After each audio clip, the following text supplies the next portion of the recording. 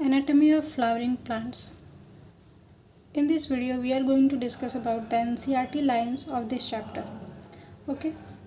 So anatomy मतलब क्या होता है? Anatomy मतलब study of internal structures of plants is called anatomy. Basically anatomy मतलब यही है कि किसी के internal structures के बारे में जानना, उसकी स्टडी करना. यहाँ पे फ्लावरिंग प्लांट्स का चैप्टर है, सो हम उसके बारे में, उसके इंटरनल स्ट्रक्चर्स के बारे में डिस्कस करेंगे. तो जैसे कि हमारे अंदर ह्यूमंस में भी बेसिक स्ट्रक्चर एक सेल होता है, यूनिट स्ट्रक्चर जिसको कहते हैं, फंडामेंटल पार्ट. तो प्लांट्स में भी सबसे पहले टिश्यू को ही डिस्कस किया गया है बेस्ड ऑन कि ये टिश्यू कैसे डिवाइड करेगा, कैपेबल ऑफ डिवाइडिंग और नॉट, डिवाइड कंटिन्यूसली करेगा या एक वक्त के बाद जाके परमानेंट हो जाएगा. इस बेसिस पे इसको डिवाइड किया गया है into meristematic and permanent tissues. ठीक है. तो meristematic tissues are those tissues जो कि कंटिन्यूसली डिवाइड करते हैं. So meristematic tissues are those जो कि कंटिन्यूसली डिवाइड करते हैं. Okay. And also we know कि प्लांट की ये एक स्पेसिफिक प्रॉपर्टी है कि वो लाइफ टाइम डिवाइड करता है. तो ऑफकोर्स उसके कुछ सेल्स तो ऐसे होने ही चाहिए. और ऑल्सो वहाँ पे परमानेंट टिश्यूज़ भी होते हैं. क्योंकि कंटिन्यूसली डिवाइड करना is also not that helpful.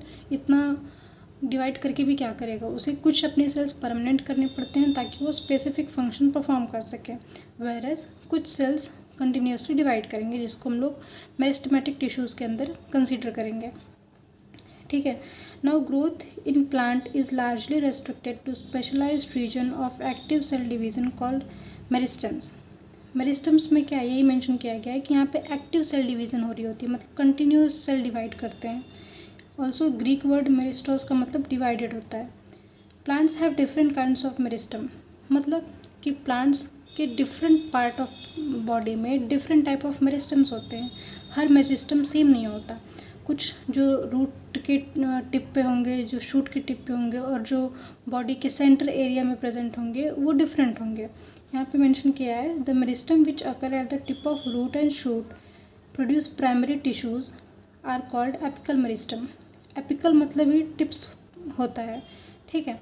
तो टिप्स मेरिस्टम मतलब कि वो मेरिस्टम्स, वो टिश्यूज़, वो सेल्स जो उसके टिप पे होंगे. शूट एपिकल मेरिस्टम है तो शूट के टिप्स पे होंगे, रूट एपिकल मेरिस्टम है तो रूट के टिप्स पे होंगे. That root and shoot apical meristem is mention in this diagram. यहाँ पे रूट एपिकल मेरिस्टम का स्ट्रक्चर गिवन है जो कि रूट के टिप पर होगा, और यहाँ पे शूट एपिकल मेरिस्टम जोन बताया है. यहाँ पे शूट में जो चीज़ें upper part of the plant में इंक्रीज़ करेंगी, शूट्स में जाएंगी, उसको root apical meristem, shoot apical meristem में इंक्लूड किया है. यहाँ पे भी वही चीज़ मेंशन की गई है कि root apical meristem occupies the tip of root while shoot apical meristem occupies the distant most region of the stem axis. मतलब कि जो रूट एपिकल मेरिस्टम्स होते हैं वो रूट की एकदम टिप पर होते हैं, नीचे होते हैं, और शूट एपिकल मेरिस्टम एकदम डिस्टेंट, मतलब कि सबसे दूर, जितना दूर हो सके वहाँ पे वो स्टेम की एक्सिस में पाए जाते हैं. During the formation of leaf and elongation of stem some cells left behind from shoot apical meristem constitute axillary bud. क्या मतलब है इसका? इसका मतलब जब शूट एपिकल मेरिस्टम आगे बढ़ रहा होता है, जब शूट ग्रो कर रहा होता है, तो उसी शूट एपिकल मेरिस्टम से कुछ सेल्स जो है पीछे छूट जाते हैं, पीछे रह जाते हैं. वही सेल्स आके एक्सिलरी बड कहे जाते हैं. इनका भी बहुत इंपॉर्टेंट रोल होता है. Such buds are present in the axil of leaves and are capable of forming a branch or a flower. Axil of leaves का क्या मतलब है? देखो, जो एक्सिलरी बर्ड में जो सेल्स आके बीच में रुक रहे हैं वही जो हैं लीव्स के आसपास, यानी कि अगर ऐसे यहाँ पे लीव्स बनी है तो यहाँ पे पाए जाएंगे, यहीं पे, और यहीं से फिर इसी वजह से यहाँ पे लीव्स निकलती हैं. ठीक है. इसलिए एक्सिल यानी कि साइड में उसके पाए जाते हैं. And are capable of forming a branch of a flower या फिर लीफ. अब यहाँ से चाहे तो फ्लावर निकल के बन जाए या फिर लीफ बन जाए. ठीक है. The meristem which occur between the mature tissues is known as intercalary meristem. वो टिश्यूज़ जो मैच्योर टिश्यूज़ के बीच में पाए जाते हैं उन्हें हम इंटरकैलरी मेरिस्टम्स बोले जाते हैं. ये कहाँ पाए जाते हैं? They occur in grasses and regenerate parts removed by the grazing herbivores. मतलब अगर कोई हर्बीवोर है, कोई जानवर है जो कि घास को ऊपर से खा लिया, तो फिर वो ग्रास ग्रो कैसे करेगी? अगर ऐसा होता कि शूट एपिकल मेरिस्टम टिप पे होता है और जो जानवर है उसने उसी को खा लिया, तो इसका मतलब तो वो अब ग्रो नहीं करेगी, पर ऐसा नहीं होता। यही इंटरकैलरी मेरिस्टम होते हैं जिसकी वजह से वो ग्रास जो है वापस से ग्रो कर सकती है। Both apical meristem and intercalary meristem are primary meristem because they appear early in life of a plant and contribute to the formation of primary plant body. दोनों intercalary meristem and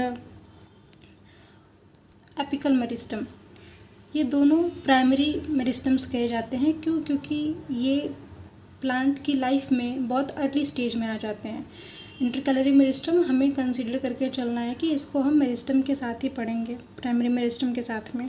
ठीक है, काम तो इसका वही भी है जैसे कि एपिकल मेरिस्टम कर रहा है, वैसे ही इंटरकैलरी मेरिस्टम भी तब कर रहा है जब कोई ग्रास ऊपर से किसी जानवर ने खा ली, तो फिर उसको ग्रो करवा रहा है इंटरकैलरी मेरिस्टम।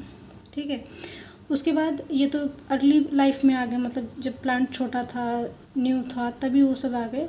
फिर कुछ आते हैं तब जो बहुत लेट आते हैं, उनके दूसरे फंक्शंस होते हैं, क्योंकि पहले प्लांट ग्रो किया, उसके बाद उसके सेकेंडरी फंक्शंस पर ध्यान दिया जाएगा। The meristem that occur in the mature region of root and shoot of many plant, particularly those that produce woody axis and appear later than primary meristem, is called secondary or lateral meristem. अब देखो यहाँ पे mention किया गया है कि in mature reason मतलब कि जहाँ पे सेल्स कुछ जो है स्पेसिफिकली अपने फंक्शन के लिए मैच्योर हो रहे होंगे, डिफ्रेंशिएट हो रहे होंगे, वहाँ पे जो सेल्स पाए जाते हैं। अब ये सेकेंडरी या लेटरल मेरिस्टम लेट आए हैं as compare to primary meristem. क्यों? क्योंकि सबसे पहले प्लांट का ग्रोथ करना इम्पॉर्टेंट था, उसके बाद ग्रोथ हो गई तो दूसरे फंक्शंस के लिए इसको फिर आना पड़ा। That produces woody axis. ठीक है, यानी कि यहाँ पे देखो ग्रोथ इन डायमीटर मैंने लिखा है, इसका मतलब कि जो सेकेंडरी और लेटरल मेरिस्टम होते हैं दोनों ही की है, इसका काम होता है कि प्लांट की चौड़ाई में हेल्प करे, उसको मोटा करने में हेल्प करे वो। तो ये अब स्टार्टिंग में तो ज़रूरत नहीं थी कि प्लांट पहले जैसे ही बड़ा हो रहा है पहले उसको मोटा कर दो, नहीं, पहले प्लांट प्रॉपर ग्रो करेगा, उसके बाद उसकी गर्थ इंक्रीज़ करने पर ध्यान देंगे। ठीक है, अब इनको सेकेंडरी मेरिस्टम या लेटरल मेरिस्टम भी बोला जाता है और सिलेंड्रिकल मेरिस्टम भी बोला जाता है। इनके नाम एकदम एक दूसरे से फेमिलियर है। सिलेंडर मतलब सिलेंडर का स्ट्रक्चर ही कुछ ऐसा होता है, तो इसको हम लोग एज अ मोटा कंसीडर कर सकते हैं, जैसे कि इसको बता रहे हैं।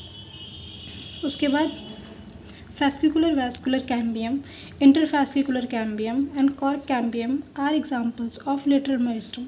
इसको याद रखना, ये बहुत इंपॉर्टेंट है, हमेशा क्वेश्चंस में पूछा जाता है। ठीक है, हमको नाम याद रखने हैं। fascicular vascular cambium, interfascicular cambium and cork cambium, ये एग्जाम्पल्स हैं लेटरल मेरिस्टम के। ठीक है, also they are responsible for producing the secondary tissues. ठीक है, पहले तो प्राइमरी का फंक्शन ये था कि उसकी लेंथ इंक्रीज़ करे ऊपर और नीचे, फिर ये आए जिनका काम था सेकेंडरी, यानी कि ये पहले तो गर्थ इंक्रीज़ कर रहे हैं, इसलिए यहाँ पे मेंशन है कि प्रोड्यूसिंग सेकेंडरी टिश्यूज़। ठीक है, now following divisions of cells in both primary as well as secondary meristem, the newly formed cell become structurally and functionally specialised and lose the ability to divide. ठीक है, अब जैसे ही primary secondary ये सारे meristem जब अपना अपना काम कर लेंगे, तो सेल्स जो है अब अपनी डिवाइड करने की कैपेसिटी लूज़ करने लगते हैं, वो धीरे धीरे परमानेंट होने लगते हैं, मैच्योर सेल्स बनने लगते हैं। जैसा कि मैंने स्टार्टिंग में कहा था कि कोई भी सेल्स जो है वो कंटिन्यूसली हमेशा ऐसा लाइफ टाइम डिवाइड ही नहीं करेंगे, क्योंकि उन्हें और भी फंक्शन परफॉर्म करने हैं, तो वो परमानेंट सेल्स या मैच्योर सेल्स बन जाएंगे, ताकि ये कुछ स्पेसिफिक फंक्शन परफॉर्म कर सके और जो मेरिस्टम रहेगा वो अपना डिवाइड करता रहेगा। ठीक है, ऑल्सो यहाँ पे एक और लाइन मेंशन है, that is during the formation of primary plant body specific regions of apical meristem produce dermal tissues, ground tissues and vascular tissues. ये वो टिश्यूज़ हैं जब प्राइमरी प्लांट बॉडी बन रही होती है, प्राइमरी सेल्स बन रहे होते हैं, तब ही एपिकल मेरिस्टम इन टिश्यूज़ को भी बनाती है, इनकी ये प्रोड्यूस करते हैं। मेरिस्टम जो है, एपिकल मेरिस्टम प्रोड्यूस करता है dermal tissues, ground tissues and vascular tissues. ये हम आगे पढ़ेंगे।